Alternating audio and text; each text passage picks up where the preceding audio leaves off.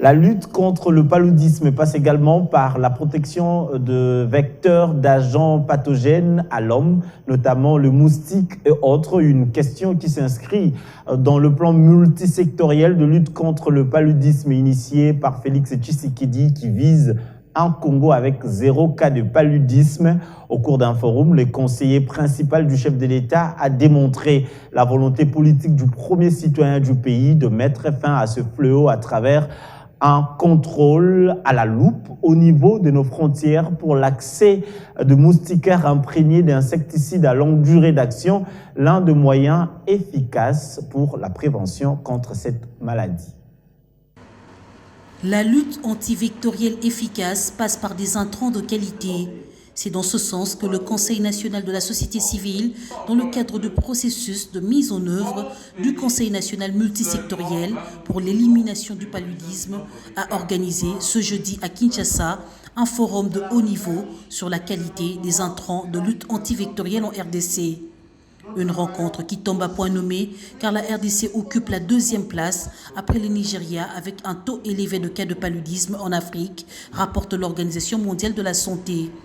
Face à cette situation, les experts en santé publique réfléchissent sur la qualité et l'accessibilité des moustiquaires imprégnés d'insecticides à longue durée d'action, l'un des moyens efficaces pour lutter contre le paludisme.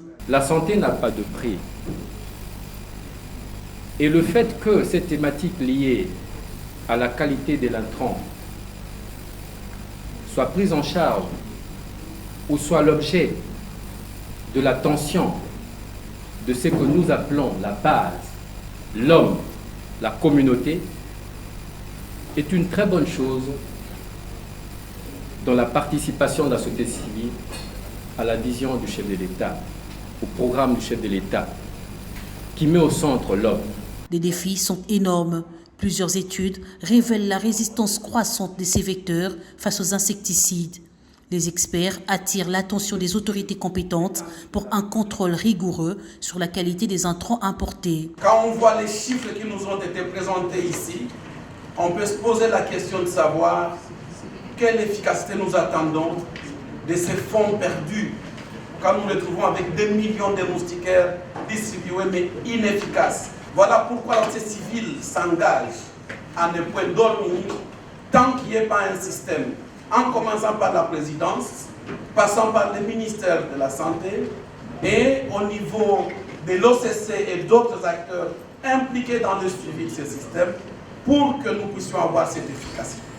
En RDC, comme dans d'autres pays, il y a eu des moustiquaires de mauvaise qualité qui ont été distribués, ce qui signifie que des vies humaines ont été mises en danger. Cette initiative, avec la participation du conseiller principal, du président pour la santé et le bien-être, ainsi que de la société civile, montre cette volonté politique en RDC qu'il y a de s'assurer que désormais, l'on contrôle la qualité de tous les intrants pour que les populations bénéficient de la protection que les moustiquaires sont censés offrir. Dans le plan stratégique multisectoriel du chef de l'État, l'éradication du paludisme figure parmi les priorités. La société civile s'engage à intensifier le plaidoyer au niveau national pour la matérialisation de ce programme.